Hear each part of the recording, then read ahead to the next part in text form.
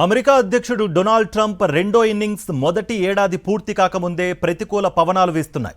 ఆర్థిక వ్యవస్థ నుంచి ప్రజాస్వామ్య విలువలకు ముప్పు వరకు దాదాపు అన్ని అంశాల్లో ట్రంప్ తీరుపై అమెరికన్లు పెదవి విరుస్తున్నారు.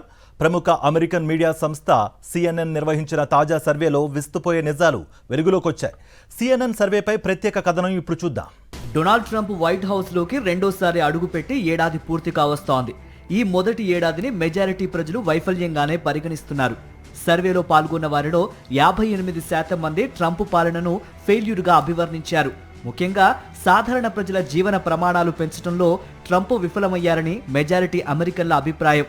ప్రస్తుతం ఆయన అప్రూవల్ రేటింగ్ కేవలం 39%కి పడిపోవడం రిపబ్లికన్ పార్టీకి ఆందోళన కలిగిస్తోంది. అమెరికా ప్రజలు ప్రస్తుతం ఆర్థిక రంగాన్ని అతిపెద్ద సమస్యగా భావిస్తున్నారు. ట్రంప్ విధానాల వల్ల ఆర్థిక పరిస్థితి మెరుగుపడకపోగా మరింత దిగజారిందని 55% మంది స్పష్టం చేస్తున్నారు.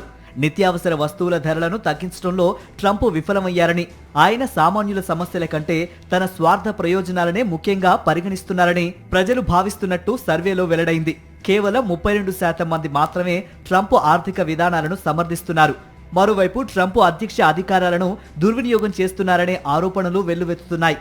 దాదాపు 58% మంది ఆయన తన పరిధి దాటి ప్రవర్తిస్తున్నారని భావిస్తున్నారు.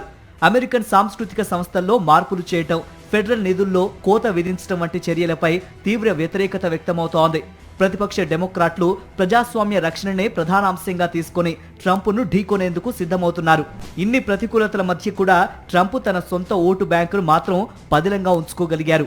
90% రిపబ్లికన్లు ఆయనకే మద్దతు తెలుపుతున్నారు. వలసల నియంత్రణ అంశంలో ట్రంప్ తీసుకున్న నిర్ణయాలను ఆయనను మద్దతిచ్చే వారందరూ సమర్థిస్తున్నారు.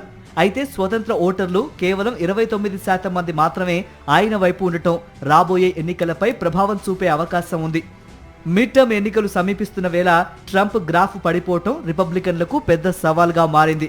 ఆర్థిక వ్యవస్థను గాడిలో పెట్టడంతో పాటు సామాన్యుడికి చేరువయ్యేలా తన పంథాను ట్రంప్ మార్చుకుంటారా లేదా అన్నది ఇప్పుడు $1 మిలియన్ ప్రశ్న.